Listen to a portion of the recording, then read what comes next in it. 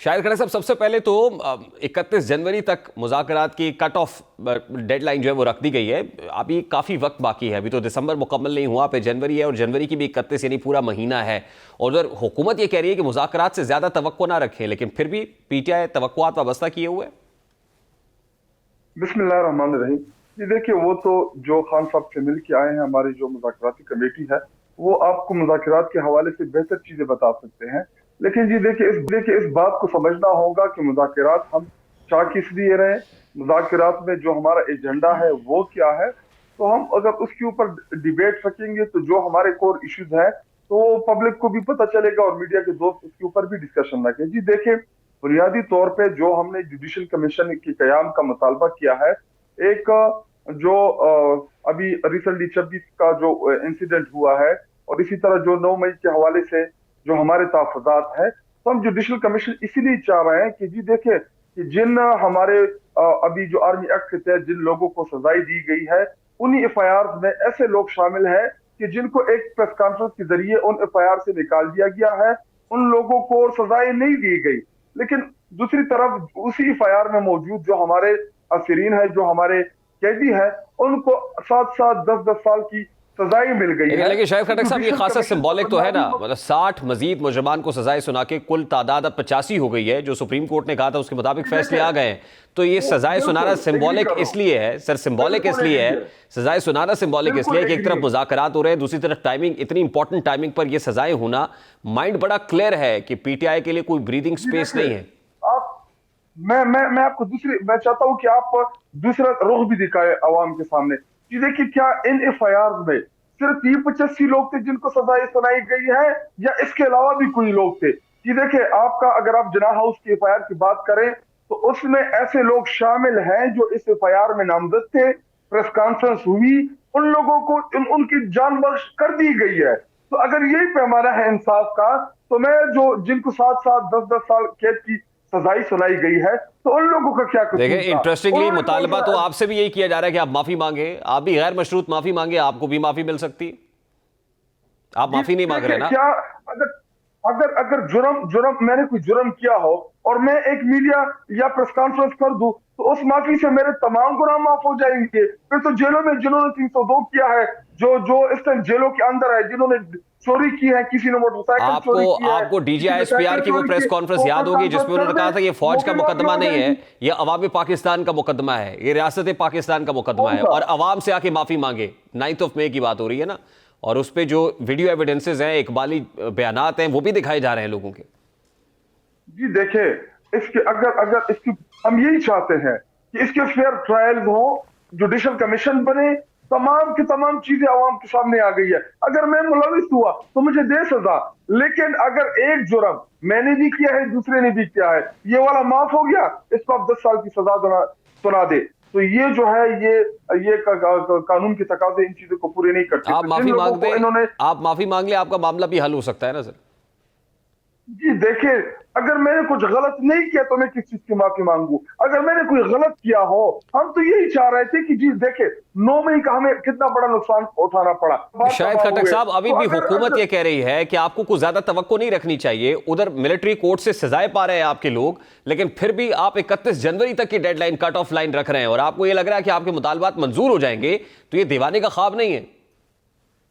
जी देखिए, पहली बात ये कि मीडिया वाले जो जितने भी हमारे तजिया निगार थे, वो यही गिला करते थे कि जी ये देखें, एस्टेब्लिशमेंट से तो मुज़ाकरात की बात करते हैं, पॉलिटिकल जमातों के साथ नहीं बैठते। तो अभी हम पॉलिटिकल जमातों के साथ बैठ गए, तो ताकि दूध का दूध पानी का पानी हो जाए। और मैं ये अलल ऐलान कहता हूं, मैं आपके इस प्रोग्राम में ये ऑन एयर कहता हूं कि जी देखें, जो रिसीविंग एंड पे है वो कभी भी आपको वो चीज नहीं देंगे कि जी ये चीज आपने चोरी कर दी है, हमारा मैंडेट आपने चोरी कर दिया है, आप हमें वापस दे दें, और वो भी इतने अच्छे हमें वापस कर देंगे। तो ये रिसीविंग एंड पे उनके साथ मुज़ाकरात जो है, वो मुझे भी ज्यादा कुछ अहदाफ हासिल करते नजर नहीं आ रहे। लेकिन मुज़ाकरात की बैसियत पॉलिटिकल वर्कर मैं इसको खुशाइंदी कहता हूं, और मेरी भी ख्वाहिश है, पूरी कौम की ख्वाहिश है कि जी हम इस मुल्क को जो पॉलिटिकल अनस्टेबिलिटी है इस मुल्क के अंदर, देखिए इससे हम शाहिद खट्टर निकालें। साहब, आप मुल्क इस हुकूमत को पॉलिटिकल आप इस हुकूमत को फॉर्म 47 की गवर्नमेंट कहते थे, आपने मुज़ाकरात करके इस गवर्नमेंट के साथ इसकी लेजिटिमेसी को मान लिया। दूसरी बात, आज बानी पीटीआई ने जो सहाफ़ियों से बात की, आज जो बात की सहाफ़ियों से, उसमें उनका ये कहना कि मुल्क दिवालिया नहीं हुआ, दिवालिया होने से बचा लिया।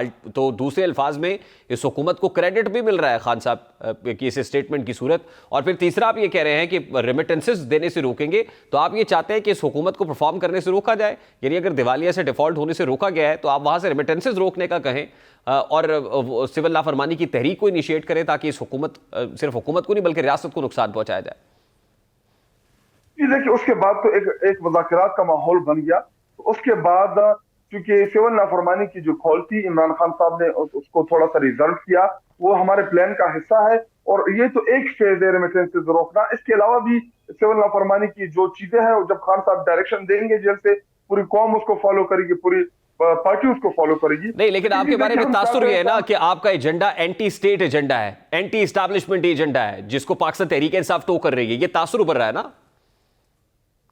जी देखिए, ये गद्दारी के फितवे जो है ना, ये देना बंद कर दे, अल्लाह का वास्ता आप सबको भी। जी देखिए, जितना मैं बिलवतन आप है, आपसे ज्यादा मैं हूं, मुझसे ज्यादा अगला है। जी देखिए, तहरीक इंसाफ जो है, ये पाकिस्तान की वाहिद इस्लाम जमात है जो खैबर पख्तूनख्वा, पंजाब, सिंध, बलोचिस्तान, आपकी टेरिटरीज जितनी भी है, सबसे पॉपुलर जमात जो है वो तहरीक इंसाफ है। वो क्यों चाहेंगे कि मुल्क टूटे? हम क्यों चाहेंगे कि मुल्क टूटे? हम लोगों ने, पाकिस्तानी कौम ने तो वो तहरीक इंसाफ हमें दिया है। हम सबसे पॉपुलर जमात है इस मुल्क की, पूरे पाकिस्तान में। अगर हुकूमत अब ये चार्ज फ्रेम कर रही है, शायद खटक साहब, हुकूमत अब ये चार्ज फ्रेम कर रही है कि एक तो ये अब कैलिफोर्निया प्लान है, ये कोई यूएस की सहूलतकारी का प्लान है जिसपे तहरीक इंसाफ चल रही है, और एब्सोल्युटली नॉट से एब्सोल्युटली यस तक का सफर है जो आपने तय किया है। एक मिनट, इसमें अगर आप मुझे रोकेंगे नहीं तो मैं आपको अच्छा जवाब दे सकता हूं। जी देखिए, साइफर अगर झूठा था तो इमरान खान के ऊपर केस क्यों बना? अगर साइफर मौजूद था बकौल इनके कि जी साइफर की कॉपी गुम हो गई है, साइफर था तो उसमें क्या लिखा था?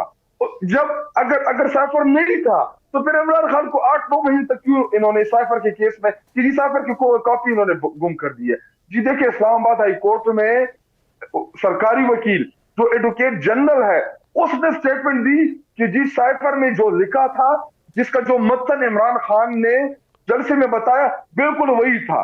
तो पहले क्या कहते थे कि जी इमरान खान जो है वैसे झूठ बोल रहा है, साइफर नहीं आया, कोई भी ऐसी चीज नहीं है। उसके बाद इन्होंने क्या कहा कि जी साइफर की कॉपी गुम हो गई। तो उधर भी अल्हम्दुलिल्लाह अल्लाह ताला ने हमें पता दी, इमरान खान साहब का जो मौकिफ था वो कौम के सामने आया।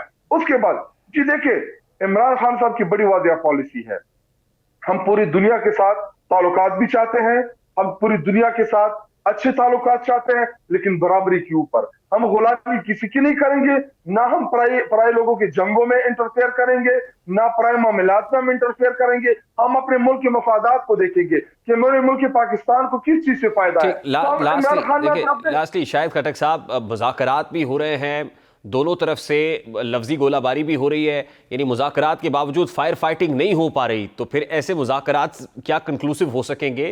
रिजल्ट निकल पाएगा? को नतीजा खेज होंगे? आपको क्या लगता है? और फिर 31 जनवरी तक की डेडलाइन को एक्सटेंड कर देना, एक्सटेंड हो रही है, क्या देख के हो रही है? जी, जो सबसे इंपॉर्टेंट चीज है, इनको इस टेबल पे लाने में हमारे जो मार्च हुआ, जिसको इन्होंने खूनी मार्च बनाया, जिसमें इन्होंने हमारे कारकुनान को शहीद किया, हमारे लोगों के ऊपर इन्होंने गोलियां चलाई।